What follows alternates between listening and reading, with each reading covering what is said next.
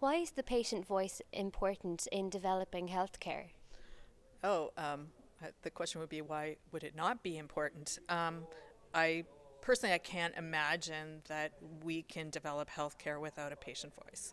Um, I think it's really easy to make assumptions about what's important to people, and most of the time we're maybe not right.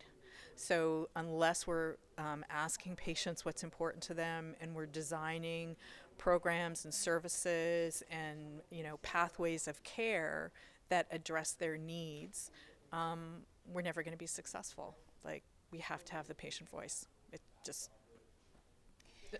there's no other option. Do you have any tips for people living with MS on how to bring up the idea of patient reported outcomes, or, the things that are important to them in clinic with their healthcare professionals? Well, I think there's going to be contexts where clinical practices aren't using patient-reported outcomes, and in those situations, I think it's really important for patients to be keeping track of concerns they have, issues that they want to have addressed, questions they have before the clinical visit. So when they come in, they can say, here are the things that I want to talk about. I think that's really important, and it has to happen in advance, because when you're sitting in the appointment, there's lots of things going on. You leave and go, oops, I forgot to ask about that. So I think sort of being prepared for the visits is one thing.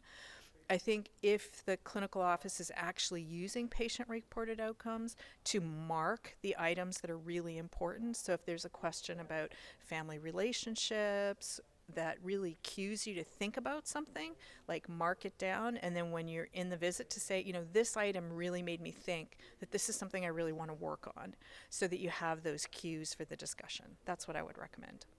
So we've just spoken to Marcia Finlayson, and there was plenty of really interesting information.